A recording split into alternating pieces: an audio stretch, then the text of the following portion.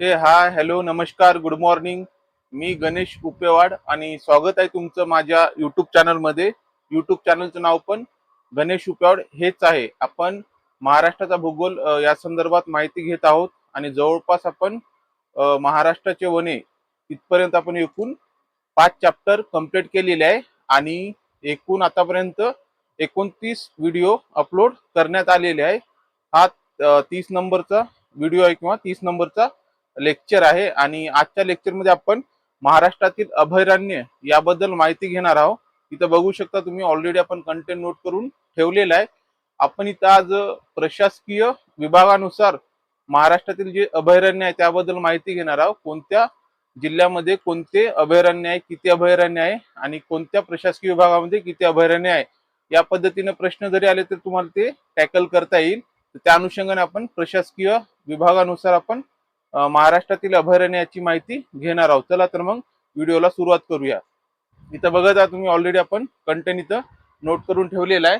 Title आहे महाराष्ट्रातील अभयारण्य. आता महाराष्ट्रामध्ये जेवढे प्रमुख अभयारण्य आहेत ते आपण इथं प्रशासकीय निहाय नोट करून ठेवलेला आहे. पहिला आहे कोकण प्रशासकीय विभागातील अभयारण्य.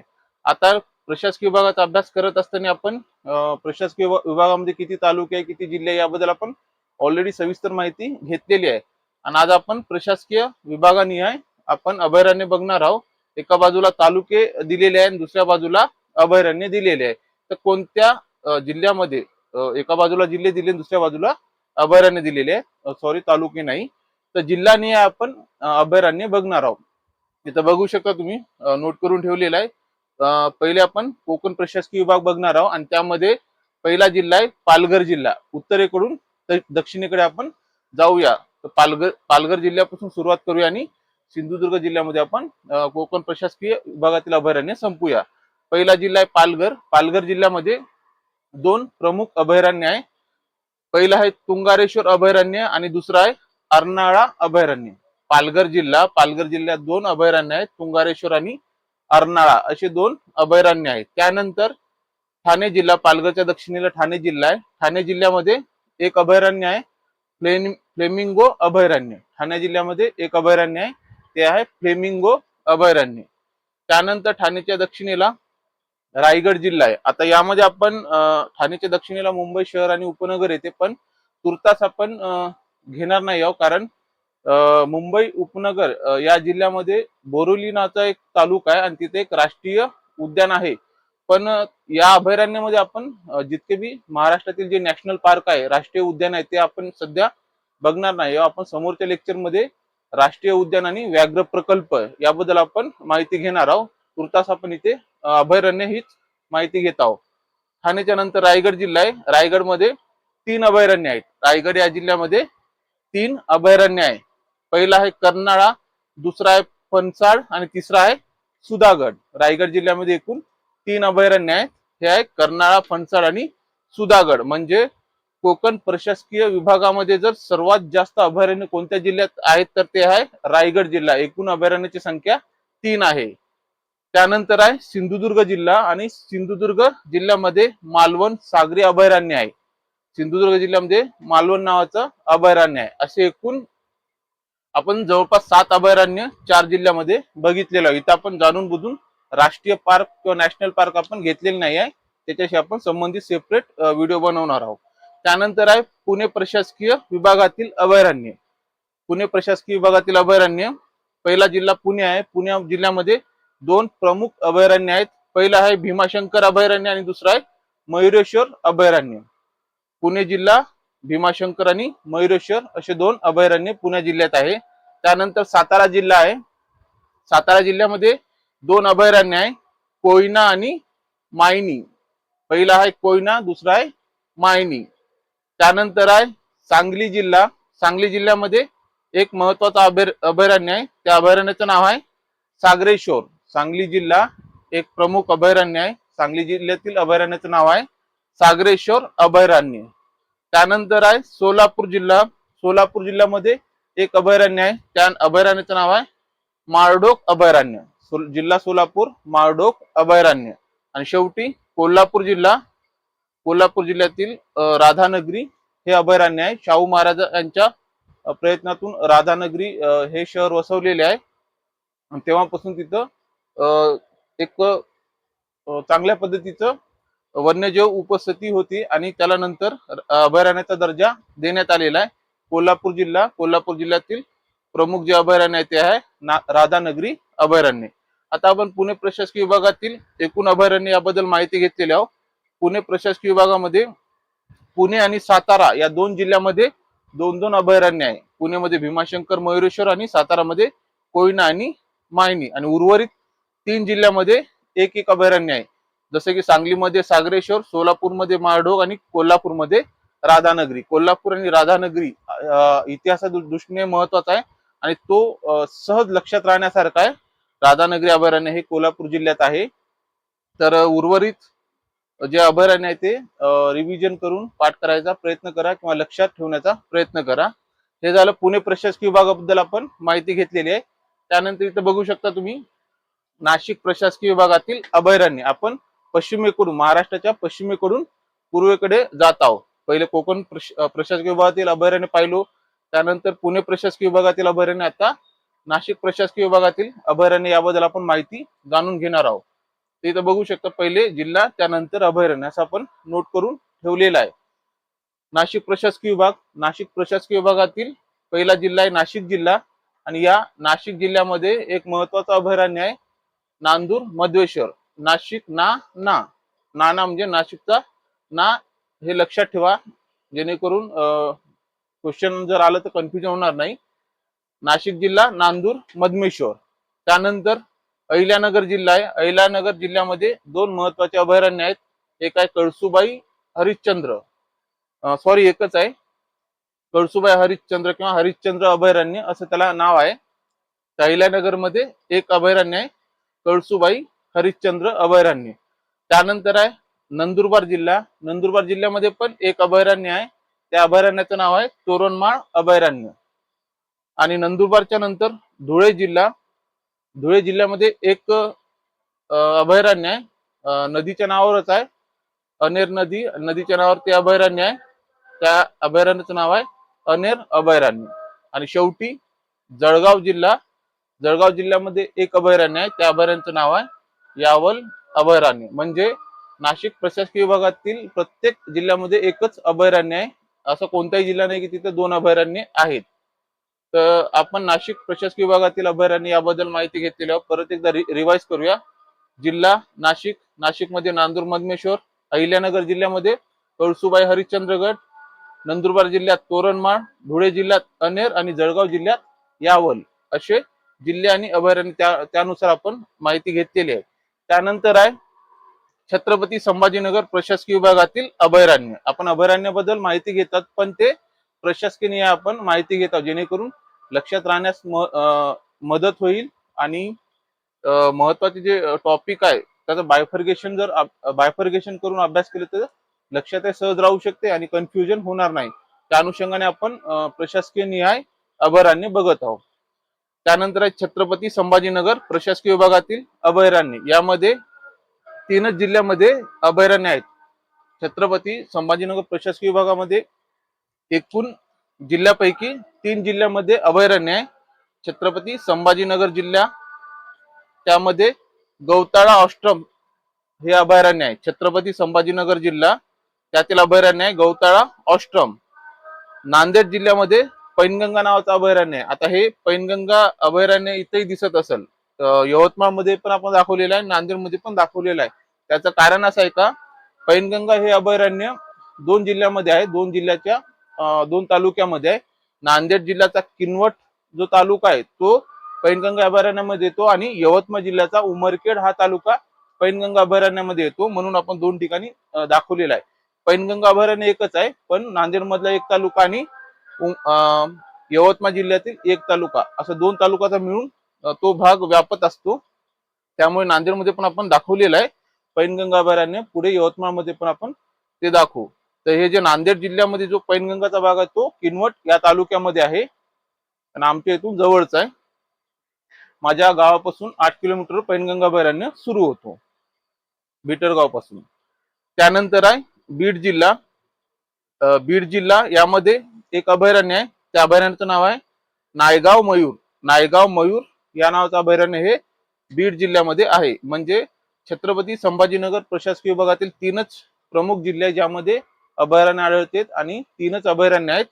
जिल्ह्याने आपण बघितलेलो आहेत. गवताळ आश्रम, पैनगंगा आणि नायगाव मयूर असे 3 अभयारण्ये छत्रपती संभाजीनगर प्रशासकीय विभागात आढळतात.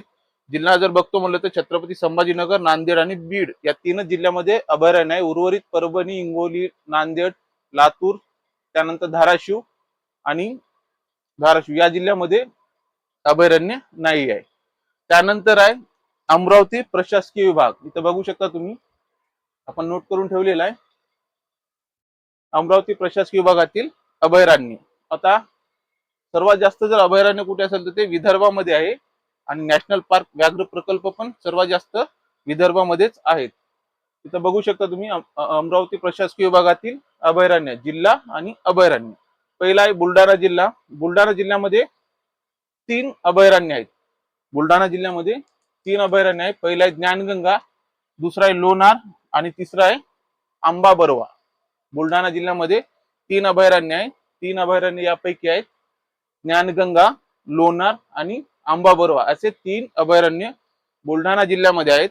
त्यानंतर आहे अकोला जिल्हा. अकोला जिल्ह्यामध्ये 2 अभयारण्य आहे.